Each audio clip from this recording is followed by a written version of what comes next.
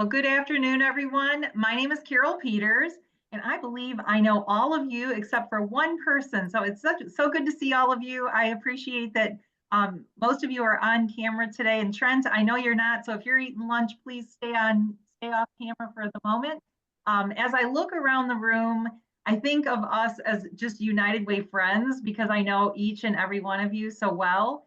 Grateful for the opportunity today to introduce you to my colleague, Ivy Cirillo, who's going to give us a little bit of kind of general housekeeping to kick us off, and then we'll take a moment and introduce our guest speaker. Yes, so quick introduction. My name is Ivy. I'm the Marketing, Communications, and Events Manager at United Way Next. I am currently in South Dakota, and I formerly worked at Sioux Empire United Way. Just a couple of quick notes for us. To honor the time of our speaker, we just ask that you keep your questions either in the chat or for the end of the session, we will open up our Q&A for everyone, and we'll keep an eye on anything in the chat. Otherwise, we are happy to encourage you to share all of your thoughts, best practices, anything like that. We'll have plenty of time for it. And then, like Carole mentioned, if you guys have to have your camera off, we totally understand. Otherwise, we love seeing I would say smiling, but I know a lot of us just kind of stare at our computer and sometimes are working on other things. So we're just happy that you're here to join us. And then after the session, I'll be sure to send everyone a copy of the slides, connect you with Brian, and then anything that is shared throughout the session, including resources, links, anything that we mention, I'll be sure to include it. More than likely, that'll go out on Monday of next week, just so that we've got time for everything to be included and the video to be uploaded. But that's all I've got. All right, thanks, Ivy. Well, without further ado, I want to turn it over to our guest speaker, Brian Quail, who is a member of United Way Next and a valued, cherished leader in the community. And Brian, I just will turn it over to you to kick us off today. Thanks, Carole. Good afternoon, everyone who's on with us live and those who are going to pop on later and listen in. So glad to be here. And, again, I want to thank Carole and Ivy for helping me to set this up with all of you. Want to also thank the Exchange and Engage Committee for selecting me and giving me the opportunity to be here today. As a part of preparing for this, I wanted to get to know a little bit about everyone who's going to be on the call or to listen in later on. And obviously, we all have that United Way connection. For me, I was a 17-year United Way professional and then moved on to some other things as a CEO within the nonprofit space, but always had ties to United Ways wherever I was. And, as far as the participants today goes, I see that we have CEOs, chief operating officers, chief impact officers, chief development officers, senior leaders. And in addition, we have our friends who are consultants, interim executives, executive recruiters, all of us that have that United Way alumni connection. And it's just really, really fun to be here. And as you'll learn when I wrote my book, it was really intended for everybody who's on this call. And you'll learn more about why that is as we go on in the conversation. Next slide, please, for us, Ivy.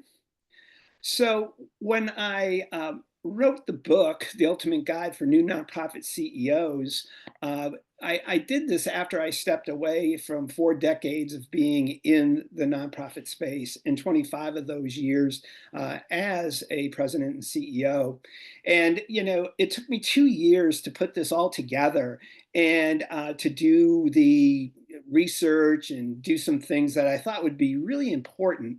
And I wanted to do something that was also different. And as I got into the research and kind of combed my career, I always really enjoyed being mentors to new CEOs who were coming in. And I was actually new CEO 3 different times. And I'll explain how that is and why that is. And but I also believe from doing the research that we're in a leadership crisis within the nonprofit world in terms of where leaders are. And so this session of, the emergent CEO becomes really important.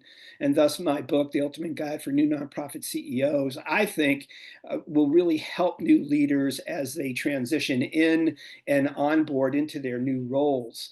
And one of the things that, as a part of my work, my combined fundraising and oversight over the years was through, kind of cutting my teeth initially in development and raising. And when I look back at those 4 decades now, raised over $1 billion throughout the course of my career, assisting millions of people.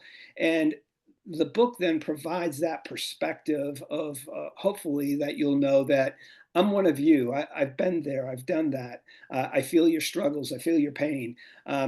I know what it's like when you first come into a new community and you're the outsider and you've got to learn the culture, learn the standards, understand what's happening.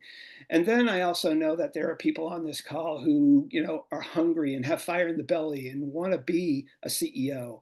And they know that they have to gain additional skills to possibly do that. This book's for you. It'll speak to you. And as if you're in a current situation and you have a new CEO on board, you should read this book because you'll be able to help that new leader in ways of providing him or her information that they vitally need to be successful. And if you're that person who's transitioning from the for-profit space into the nonprofit space, this book's really for you. You'll need it, you'll want it, and it's a great guide. And if you're that new leader who got promoted up from within, this book's for you as well, and it'll really speak to you. And it has a lot of great facts to help you as you start your journey. Next slide, please. So as I indicated that, I believe there's a leadership crisis, the Harvard Business Review has put out there that 1/3 to 1/2 of new CEOs fail within the first 18 months on the job. And when I actually looked at this stat, it was whether you were in the for-profit or the nonprofit space. And when I was doing my research, I made sure that I looked at for-profit entities and nonprofit entities. And what I found was, sure enough, 1/3 to 50% of new CEOs fail in their first 18 months. Specifically to the nonprofit arena, 18 to 22% of annual turnover rate of nonprofit CEOs we see on an annual basis. That's from year to year, somewhat high, some would say. And since COVID and actually in 2024, the numbers are coming in now. Those numbers seem to be increasing of people stepping aside and annual turnover rate becoming higher. The other thing is that there's a 5 to 6 year average of nonprofit CEOs staying in their role. And what we see there is that that number too is expected to go down within the next 3 to 5 years. So while there's that leadership crisis, I also think there's an abundance opportunity for new people or rising and advancing leaders to say, now's your time. This book will help you in your time. Next slide. So some dynamics here is that some things to chew on and consider is that 10,000 baby boomers will turn age 65 each day until 2030. And right now, the average age of a nonprofit CEO, and they give a range on this, is between 55 to 59 years old. So we get to see that if people are turning age 55, they're making decisions of whether they're going to stay in the chair or to exit out. And so it becomes really, really important for us to know that there is going to be shifts and moves within the corner office's space. In addition, this holds true also for senior leaders and directors who are currently in their positions. When I looked at the non-director or non-executive director CEO positions, though that age group was over 60 years old. So we're seeing this trend of how senior leadership is actually kind of cascading and going to be moving on. Then when you think about board members serving 2 consecutive 3-year terms, I put in here that they'll be involved in a CEO search sometime if they are a 2 consecutive 3-year terms over their 6 years total. They're most likely going to be in a CEO search. Why? The average is 5 to 6 years of a CEO staying in place. And I believe that my book will help people to reconsider not leaving within that 5 to 6 year time frame. But as I was kind of talking about before, there's this whole insider outsider dynamic. And what we see within the space is that boards are hiring leaders from outside their nonprofit and for profit to bring people in to want to establish new culture, do new things. And so it's about 80% of new CEOs that are hired are coming from outside of either the nonprofit or outside of the nonprofit space altogether. If you're an insider CEO, what we also see is that while you have the ability to know your organization, you're going to face some other challenges along the way. And so my book then really kind of lands in the aspect of guiding and onboarding new CEOs. And one of the things through the 5 frameworks that you'll learn, which I believe are critical for new leaders, is that my 5 frameworks actually provide, if you will, a self-onboarding technique, which I use 3 different times in my role as a CEO coming in to my various assignments over the course of my career. Next slide. So I decided that I also wanted to give this particular survey and some of the results on it from the Chronicle of Philanthropy in this article entitled A Really Tough Job. And they surveyed 350 nonprofit leaders and really talking about the work and challenges that they faced. And some key data that came out of it said that 90% of the leaders felt tremendous pressure to succeed, and that 88% felt demands were never ending. And if you're like me, you know how they're feeling, because that's how we felt. But at the same time, what that push and pull is that you can see 97% of the people say, yeah, but the benefits of the job outweigh the negatives. And I feel tremendous job satisfaction, which is really, again, kind of that dynamic of what you see in the first 2 points to the next 2 points. But then a key question was asked of these 350 nonprofit CEOs: are you likely to leave your CEO role in the next 2 years? 33% of those responded, yeah, I'm probably not going to be in my role in 2 years, in the next 2 years. And that 22% said, yep, and I'm probably going to leave the nonprofit world altogether. Wasn't specific upon whether they were going to retire or they just had enough, but again, the numbers are bearing out of what we're seeing and what we're hearing about being a CEO. And with this, I truly believe that we as the nonprofit community, and especially for board members who are on this call, that you need to think about how you're going to support and guide your CEOs within the future. Because if you don't, we're going to see this tremendous churn. And just this past week, I was a part of the Interim Executive Academy's United Way Interim Executive Academy group. And we learned that in one of our United Way regions, there were 500 United Ways, and 70 plus executives left their position in 2024. Almost 15% of the group left. So again, the numbers are holding true when you look at real life experiences and what's happening. Next slide, please. So as we go through this slide, and I wanted to pose these questions of why should new CEOs and boards and senior leaders care about the facts that I just shared with you for their organization? And think about that, because as I kind of go through this presentation, I like to think that my book will help kind of answer some of these questions. And how does the transition and onboarding of a new CEO in year one impact future planning and training? My argument here is that if you can really, really be working in the business in your first 12 months, you probably have a much higher factor of success and being in your role for future. And what you'll learn in your first year will actually help propel you with your future planning and training for your organization. And so the five frameworks, I believe, again, kind of play a role to guide and onboard new CEOs in partnerships with their boards. Because I think sometimes boards don't realize the important role they can and should play with their new CEOs. And sometimes when the executive search process is done, people are so happy, but yet they're burnt out as volunteers being a part of the executive search process. And they basically look at their new exec and say, "Oh, glad you're here.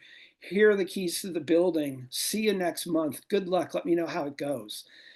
That's not going to work in the future. It's not working now. And we know it's not working because we're seeing these skyrocketing numbers of people exiting.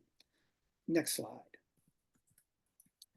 So with this, my first framework, I call it 90 days. And I like to say in this particular section, this is a time of discovery if you're a new CEO, because you're learning the strengths and the weaknesses of your organization. And this particular framework is actually 6 chapters long in my book, because I believe it's the foundation of your CEO experience. And you're on that fact-finding mission, and you're tasked with learning the organization as quickly as you can. And usually that 90-day period in my experience is really kind of what I would call your honeymoon phase, to ask questions and learn every aspect of the organization, and bearing the knowledge that you have to hopefully be that change agent of why the executive committee and board hired you. So with that, I basically say in your first 90 days, get out there, do your fact finding and evaluating by leaving the office. You need to understand the programs, the landscape, and the environment of your community. And at the same time, you need to take the time to assess the team you've inherited. Do you have the right people, do you think, on your management team that are really going to help you to, bring about change in how you got this job and the aspiration and the vision of why the search committee hired you? Are those the right people who you want on your bus as you move forward? And so the art of delegating to receive information during your 90 days becomes really important. And you have to kind of say to yourself, okay, how can I ask good questions of my senior team? And how do I know that I've got the right people? At the same time, during this process, every leader walks into an organization, and there's usually human resource issues and hot topics that you either need to know from the past, or is something still brewing that they didn't tell you during the search process. And when you walk into that situation, those are the things that you need to ask current staff and board of, what's really in front of me now? I've got the job, the pleasantries of the search are over. What is this all going to look like? So no better way to find those things out by meeting staff, visiting donors, understanding what funders want. And then how do you start to establish your board member communications and the protocols that you need to establish to be successful? How do board agendas get put together? When do you meet with your chair and vice chair? Is there a camaraderie? Is there a partnership? All those things. How do you do nominating committee processes? And those are things that you need to understand, because as you move forward, you also want to understand what are the things that you need to develop the entire organization in terms of understanding their training needs. And obviously, during this time, you're developing your storytelling and your elevator speech. So let me give you an example of this framework. And I'll use my United Way experience because I think it will speak to people. When I walked into my role at Heart of Florida United Way as their leader, back in 1995. Wow. We were funding 100 programs through 78 agencies in a tri-county area. So I made the big, hairy, audacious goal and said to people, my staff and board, that in my first 90 days, I was going to meet every nonprofit executive on their terms, on their turf, and visiting all the programs and learning who they are and where they are. And I got to admit, folks, it was the best thing I ever could have done. And I encourage you to do the same. Again, going back to point one, fact finding and evaluating by leaving the office. I got to learn so much more, not just about the agency programs, but I got feedback from the CEOs of the organizations we were funding about our staff, about our programs, about our boards. I got to see the landscape of actually the 3 counties we were serving. And I saw where the most vulnerable needs were in the community. And I also saw where all the money was and all the people I probably needed to meet to be a successful leader. And those meetings helped me to develop when somebody said, hey, how's it going after 2 weeks on the job? I was able to really talk about what I was seeing, who I was interacting with. So this first 90 days really become important for a new leader to be able to understand the culture of the people and what they have in front of them. Next slide. Framework 2 talks about your team. And what I say here is that, again, I alluded it to you all in under framework 1, but was really saying, hey, I've got to evaluate that management team. So how am I going to do it fairly and effectively and really understand what's going on? And so by doing that, what I also did was I wanted to meet the next level down in terms of the direct reports for each department.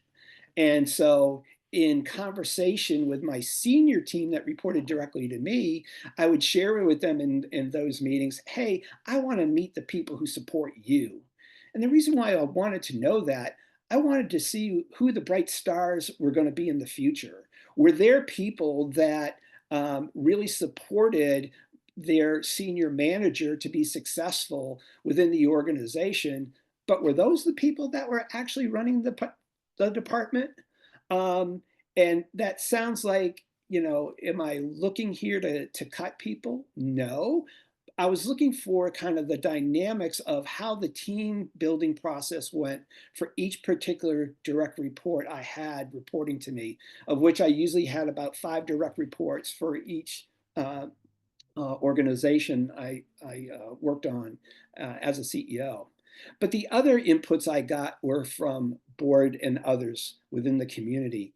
And I don't know about you, but if you have been a CEO, when I was brought on board in each of my new assignments, I always would hear this. Well, Brian, we're glad you're here, but Joe over there, he's a good person. We almost let him go, but we decided not to make that change until you came on board, and you can decide for yourself what you want to do. And it's nuggets of information like that come to you as a new leader that says, is that a red flag or is that a yellow flag? What's going on here? And so what I do in chapter 5 of my book is to outline what I believe the key questions you need to ask of each and every one of your direct reports. And at the same time, I would challenge in a respectful way what board members were sharing with me. And what I found on several occasions, those board members had it wrong. I found out that there were politics being played and they were the right people to remain in the right seat and to carry and help me in the future. And so as you as a new leader, you need to kind of balance what people provide to you as information and at the same time look at how you're really going to make change. And so change as a new CEO, just coming in, you're creating change without even doing one thing. You're the new person.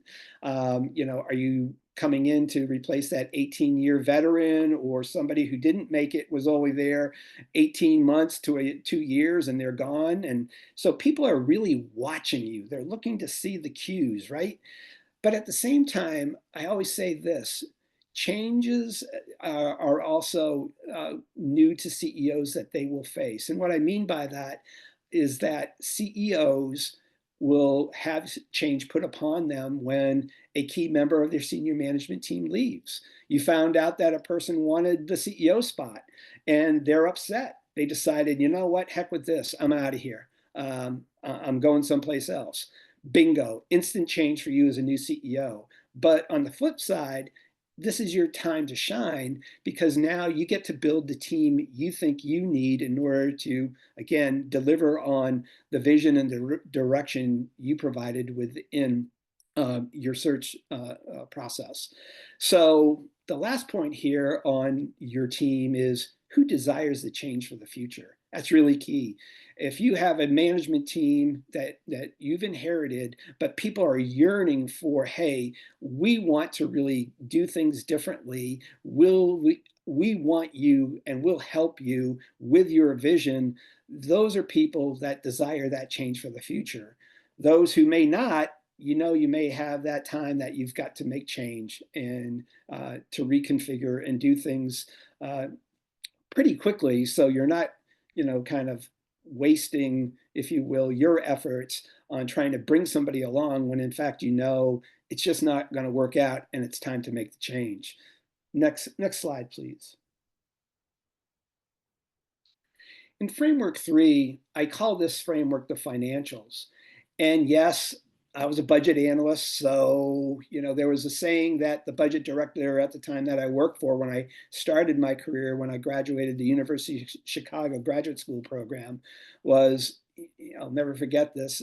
He would say, "You're going to know your agency budgets and program better than the director of the department of whose budget you are monitoring." And at the time, as a young person starting my career, it was like, wow, how am I going to do that? Well, I'm sharing with you now, here's how you do that. You're looking at cash flow, you're looking at accounts payable, you're looking at things that you really need to understand. What is the health of your organization? So what I would do is I'd actually do 36 months worth of cash flow from from the past to the present, to see just how cash flow went and was going, and seeing the ups and downs of how things were. Same things for accounts payable. Was the agency good on paying the bills? Were we using a line of credit? Those are all things that as a new leader, you're not talking about those things within the search committee process. And unfortunately, there's not too many board members who know the answer to those two questions. The finance chair may be the board chair, but really, that's what the CEO and the management team is there to do, right? And so you got to get a handle on this in your first year as the exec coming in. And then I talk about what are the number of audits that you're going to face, both financial and programmatic. Today, yeah, everybody's familiar with the audit of what you do overall for the organization. But financially, we know that if you're getting federal dollars now over $750,000 or better, you could be receiving a financial audit. Same for the state, same for county and for cities. So as a new leader, you got to look at, how are these things being done, and how are your people being taxed, if you will, to doing all these different audits to bring in the money to report the results and the financials that you need to kind of maintain and run your organization. And then those programmatic audits, right? I think one of the things now impacting United Way leaders who are coming into these roles is the Thriving United Way assessment. That's an assessment. That is, while some of it may be financial, other parts of it aren't, but at the same time, it's an assessment. So as a new leader, you've got to really know, what is happening here, and are there other programmatic things that I need to be aware of that we're being audited on? And more importantly, as a member in good standing with either United Way or other organizations you're a part of, you've got to understand what's expected of you. Here's the time to understand that.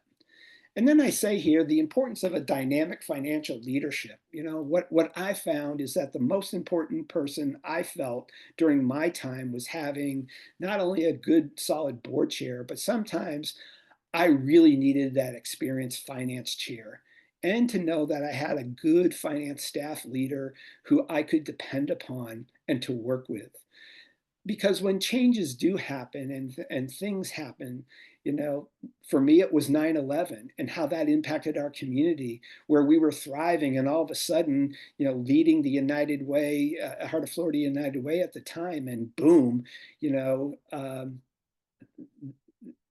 the, that that tragedy happened, right? And those are things that you just look back on and say, gosh, those are problems. Those are things that you didn't count on. So those are particularly the things that I look at as a new leader, to say you have to have an experienced finance chair and a strategy of how you're going to handle those situations. And then just understanding the finance structure and your departments and the timelines for budgets and audits and reporting. And I say here that for me, the thing I loved the most as a leader at the time was actually being a fundraiser. Love fundraising. I knew it, loved it, didn't have any problems with it. But you know what I didn't know? I didn't know the side of the programmatic aspects of my job. I needed to learn that. I had to lean into that. I had to understand what was going on both inside those agencies we were providing funding to, or being an agency head with other organizations. I needed to understand that. I needed to understand programs to be able to talk the talk and walk the walk and bring in the financial resources desperately needed. These are big issues. These are big initiatives, right? And so as a CEO, you got to lean into the things that you don't know. And my book helps you to kind of guide you through this process. Next slide, which is the slide I really enjoy, which is Framework for Donor Relationships.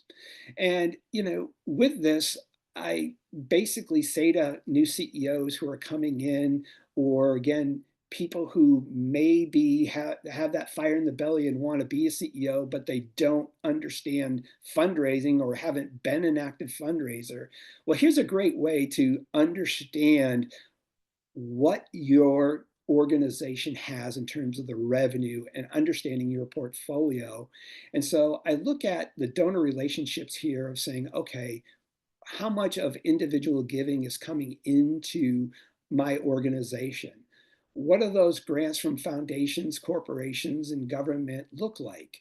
What are the expectations? What are the things? Is it unrestricted, restricted? Is it multi-year or not multi-year? So, you've got to really understand from that individual giving and grants areas all these different ups and downs of what's expected from these various funding groups.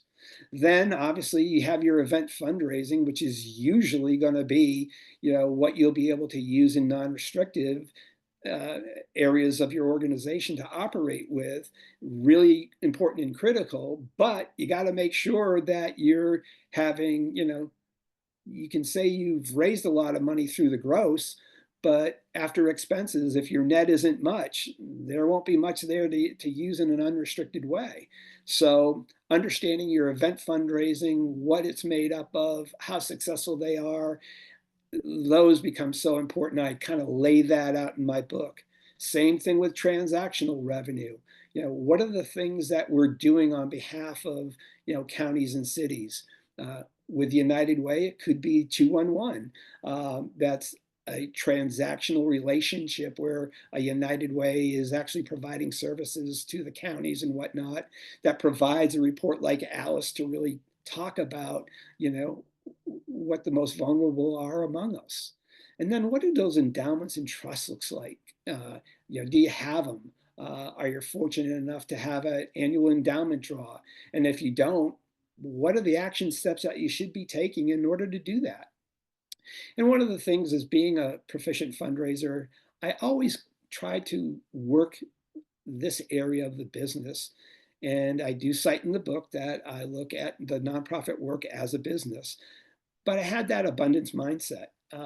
I just felt that no matter what community I was in, big or small, I felt that there was a way for me to find money in my community to solve problems. And I just had to get out there with my team, with my volunteers, because I knew that one important thing: people give to people. They don't give to organizations. They give to people knowing who's on your board, or does the new CEO, are they going to trust him or her to be that person? You got to run your organization with that abundance mindset, because if you don't from the very beginning, I kind of say you get lost in the sauce. And board members, and this becomes controversial, I've seen over the years, but particularly since I put this out in my book, I say that board members are treasure hunters. And, beyond signing the check to meet maybe your board quota for being a good board member, you also need to look at your board members of being treasure hunters. I can say that through the course of my career, I had people who told me, "Oh, I don't like fundraising. I really don't want to ask my friends for money." I said, "Great. Knowing that, I'm glad that you don't, because I do. Could you provide a way for me, though, to actually meet with that person who's running their family foundation, or you have a connection with somebody who you go to your church with, and they're ahead of a very large foundation in our community? Could you be that treasure hunter for me? Can we partner together?" And so, with that abundance mindset and people giving to people and convincing your board that they truly are your treasure hunters, you know, can you lead the effort and show them the way? And what I was so grateful for is that I had people who heard me, and we were successful together, because they realized, especially if they had passion and commitment for the mission, that they wanted to make good things happen for the organization. And if there are board members now, a part of this session, or you're going to listen to this, you need to be the treasure hunter. You need to help the staff. You need to play that role. Next slide. So in framework 5, I call this the who, and I don't mean the band. I'm showing my baby boomer tendency here, folks. But the who is, you're doing, in the first 4 frameworks, you're gathering all this great information. So you're bringing it all together. You've done your analysis, you've met with the staff, the donors, the funders, you understand why they are providing their hard-earned philanthropic dollar to your organization. And so now you got to say, okay, I got to put this all together. And what is this telling me? And many times within, the first 90 days, actually, people told me what they wanted. In one case, it was, "Hey, our organization needs a permanent home. What are you going to do about it?" "Hey, our kids are coming to the club and they're hungry, and we need to find them not only a snack, but a hot meal before they go home at night, because they're at poverty level. How are you going to do that?" Um, and, or through my experience at Red Cross, "Hey, we're connecting military personnel to families who they're trying to get back home because of a death or a birth in their family. So how do we become the best of class to be that Red Cross connection for them?" And so I learned those things in my first 90 days. And I did that by doing what? I was working in the business for the first 12 months of my tenure. But then I knew I had to step back, and I knew that after I had the right people in the seats after that first month, and maybe if I didn't have the right people, I was pretty darn close to having and finding the right people, is that it was time for me to start working on the business, to be that chief executive officer that was going to go out and be public and to raise money and to meet with clients and understand and to hear the staff's needs and provide training. That's working on the business, right?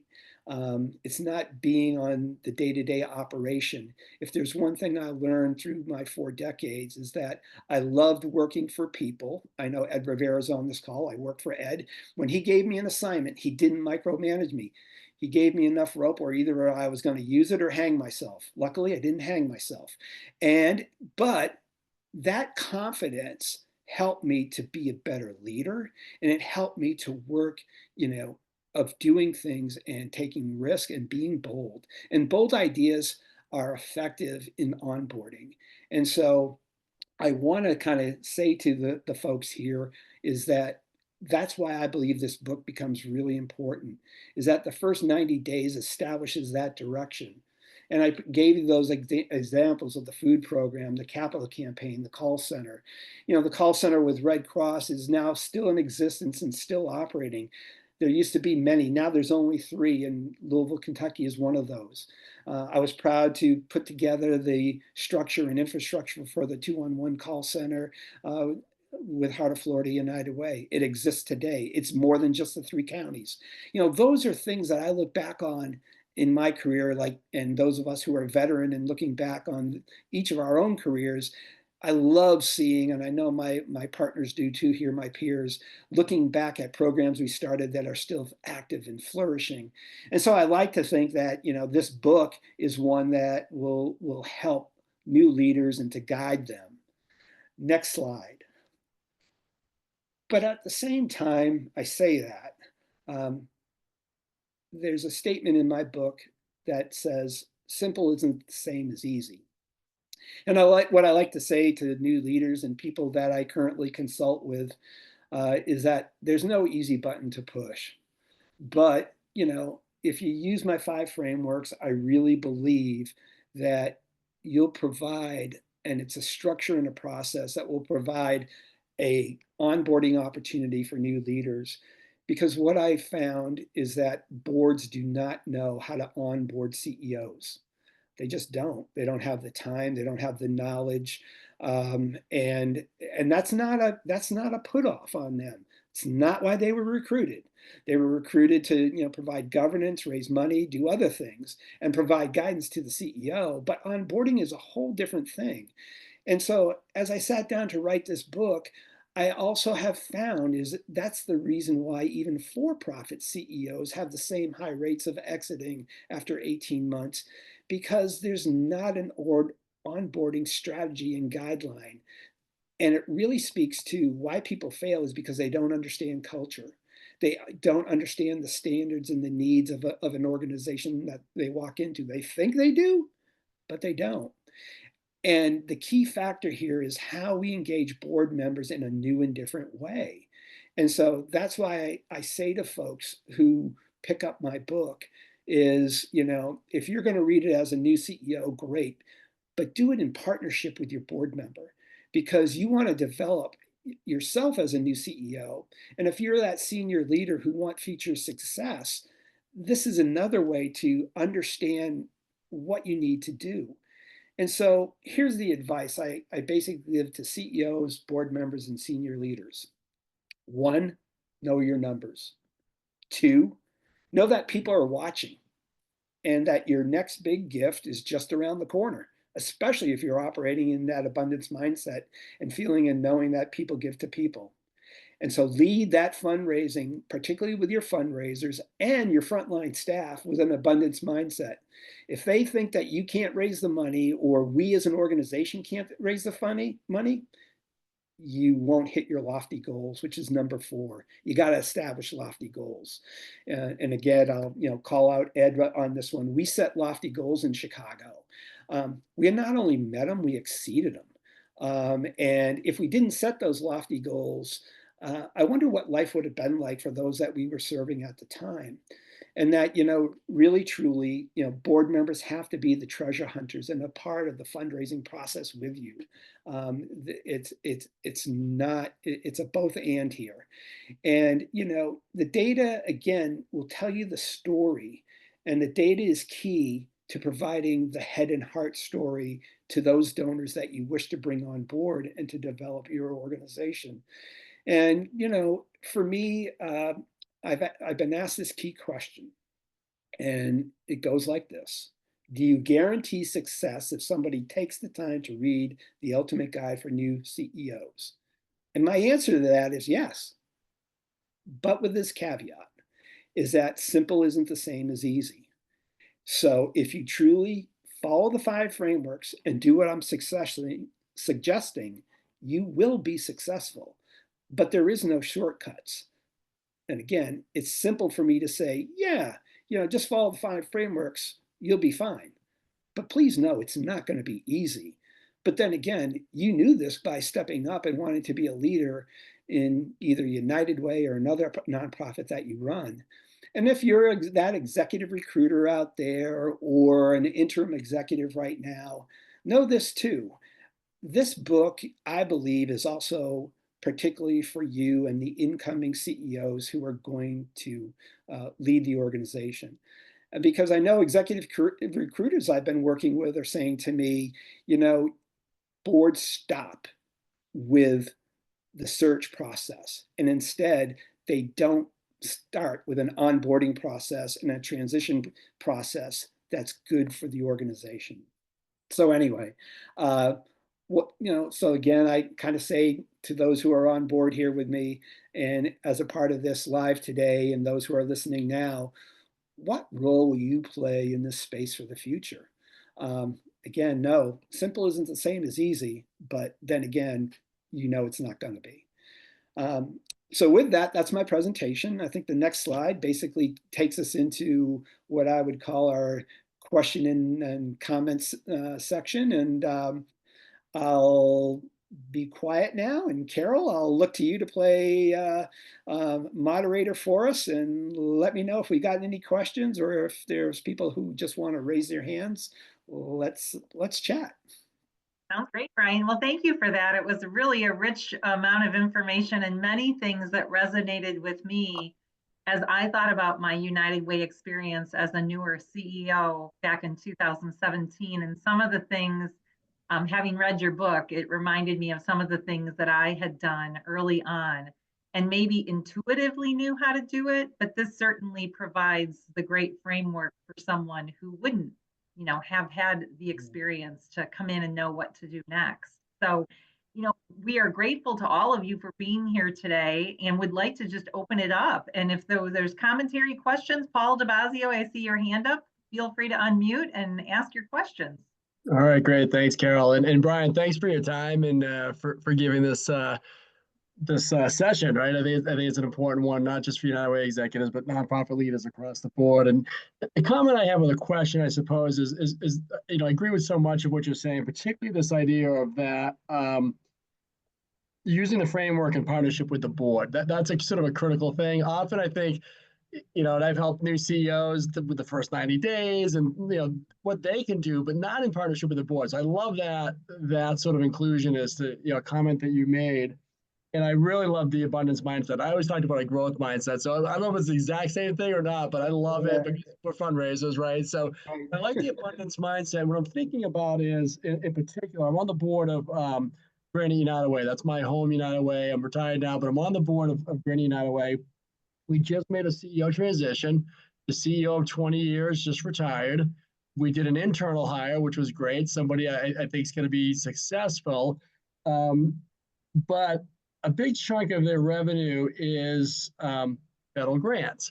And so how do we get the abundance mindset? Because the board is freaking out about what's happening in our environment and what could be happening with the federal funds. And now we get this new CEO and she's in this situation where I don't know if the board has the abundance mindset. So she may have it, her and I have these conversations, but how do you get that abundance mindset for the board? I see sometimes the board as being the reins, pulling the reins.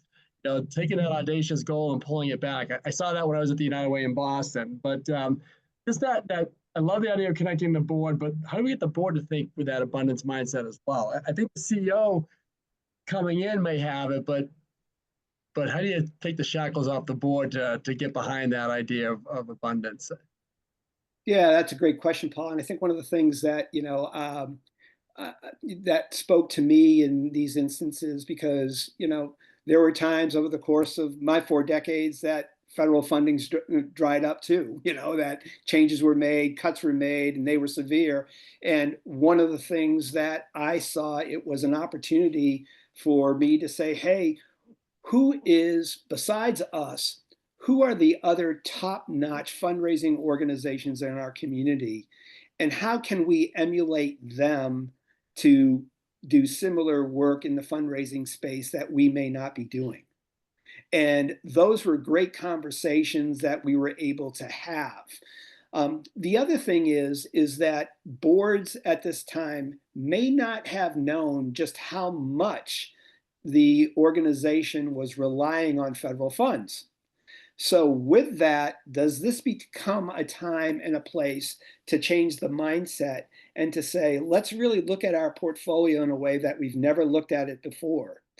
And do we have the resources and the fundraising team and support to start that fundraising effort now?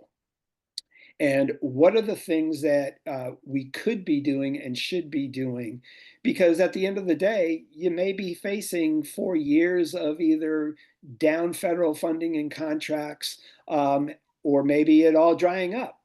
And if that's the case, then here's the other thing I think you are going to have to do. You're going to have to make some tough decisions to say, okay, in those programs where we were getting the funding, who gets impacted, and does that going to be a direct correlation to reduced headcount? And if that's the case, then do we want that to happen? And if we don't want it to happen, then we've got to start doing some things differently. If we don't want to start a fundraising and abundance mindset, and we are just going to let things happen and roll the dice, know that, well, you're going to be in for some rough sledding here. I always looked at these times personally as a great way to go to local foundations, high net worth individuals, and say, we need you now more than ever before. Here's what's happened to us. It's time to say, the emperor has no clothes, right? Because everybody thinks, oh, United Way, they're okay. They've always made it through. Look how long they've been around. Well, if you really want to, tell the story and tell it right, now's the time to take the advantage to put things and systems in place that are outside those federal contracts. And, I think, you'll find that you'll get key volunteers stepping up. And I think you'll find local people. And I know you're going to hear, oh, well, everybody's coming to us now. And yeah, that may be the case, but what makes you different from everybody else?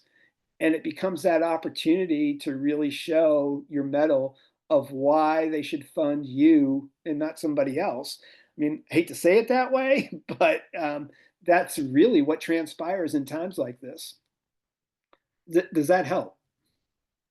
It does. Thanks, Brian. Brian, we have another question from Quentin Snodgrass. Hey, Quentin. Yeah, hi there. I'm kind of in a similar but the opposite side of the coin with Paul. So I am a new incumbent CEO coming in starting in April. I've been with the organization here, so I'm an internal candidate. I was on the resource development side, VP of fundraising, so I'm stepping into the position of president. My CEO has been here 18 years. So my board is exactly the board that I've been interacting with in a fundraising capacity for the past several years. I know them all quite well. Stepping into this new role, though, through the interview process, I got to interact with the executive committee in a way that I didn't normally get to. So I'm trying to figure out, how do I pivot this relationship that is already established? They already know me, but some people know me now in a different way. And I'm trying to think of the best ways to introduce things where they haven't thought of things that way, or they haven't thought of me interacting in this way, like introducing new concepts with the same people. And I'm thinking about, like, is this a time for us to kick off a strategic planning program? Is that the way to introduce it? Am I looking for a board member or a couple board members to act as champion to sort of help drive some of these new initiatives and new things? What's your suggestion on that, where we're the same players, but we need to do different stuff? Well, first of all, congratulations. I saw your posting of receiving your position on LinkedIn. So, Oh, thank you. So congratulations on that. Thank First of all, I'd say you should purchase my book, not because I want to sell a copy of the book, but it's really exactly what I say to CEOs, what they should be doing in their first 90 days. And even though you've been a part of the organization, Quentin, you have to approach this now in the way that you're framing. Now is the time to do that new strategic plan. Now is the time to provide a new vision. And the person who was in the seat before you for 18 years, he or she probably did a great job. But I'm sure, Quentin, and in our discussion here in the next minute or so, there are things that you probably have in your head to say, if I were king, I'd probably do this. There's no better time now for you to start to do exactly that. And I think the other thing is you need now to set your own relationships with your board and executive committee. Do not go on the old standard. I did simple things, and you may laugh, Quentin, on this one, but every time I went into a new situation, and if the desk was of who I was taking over in a new situation, I changed the whole room up. It was little things like that. When people walked into the office, their first reaction was, wow, this looks different. And why? Because I wanted to give the signal that it's time for change. And I'm going to change things around by starting with me, my own office, and how people will walk into my space, where the old CEO and revered CEO who did a great job, but you know what? That was them. This is me. I'm starting with change right from the ground up. And I think everything you just said is you do now. You should look to update that strategic plan. I don't know if you've done your Thriving United Way assessment yet or not. I don't know if your board feels like that. So, I heard in the presentation, again, thank you United Way Next for doing the presentation regarding the Thriving United Way. We had a conversation. Right now, 200 United Ways have done the Thriving United Way assessment. There's still 800 more that have to do it yet. So with that, you as a new leader, where does your board stand? Are you involved in that? Do you want that? And do you believe, as being in the fundraising seat, are there changes that you think you need to have in that space now as you walk into that role? I think it's the perfect time, Quentin, for you to set your objectives and to do that strategic plan, to take things in the direction that you have that fire in the belly to do it. And that's why they hired you. And I think it's a great place to start. And so don't delay it. Again, as the email also pointed out, if you're a Kindle Unlimited subscriber, you can get the book for free. So do that if you want to. But this is what my book is all about. And as an insider CEO, Quentin, you also have the other dynamic, I think, going on right now. Do people see you as a new CEO? Or do they still see you as Quentin the fundraiser? Because as much as you like fundraising, I think the other aspect of what's going to have to happen, whoever's going to lead and take your spot, you need to send that signal of, that's the person you go to now. I'll be working with them in partnership, but I've got the whole enchilada, and whoever's going to be in my old position that I get to pick and to create, it's time for you to kind of do that. So, and I'm here for you if you want to discuss further. That's what I do, and I love doing it. I'd be more than happy to help in any way I can. Was that helpful, Quentin? That was helpful. Thank you. Yes.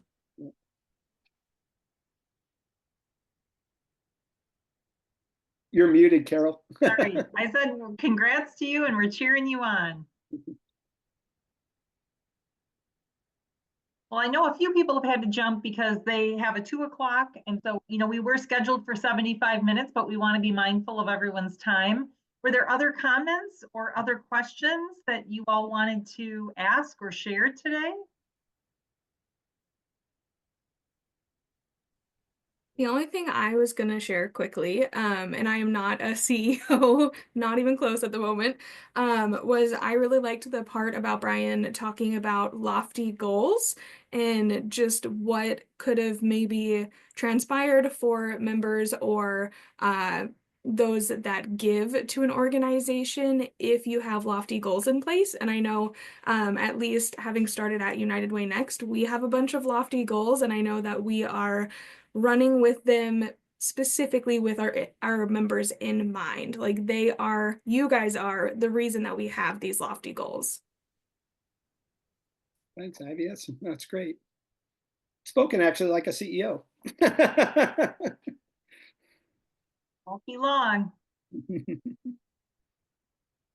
Well, and again, if there's no further questions, I hope that this was helpful to folks.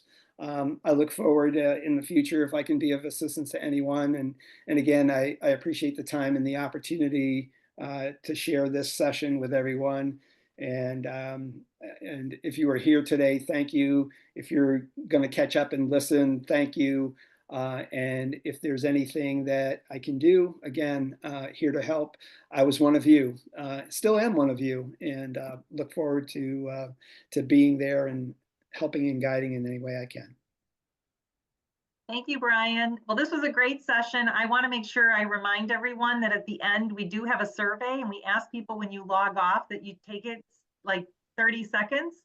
We appreciate the feedback for our own program planning, as well as guest speaker presentation information that we can share with Brian following the session. So Ivy will be doing a follow-up email with the recording and all the materials that were shared here today, the link to the book and other information.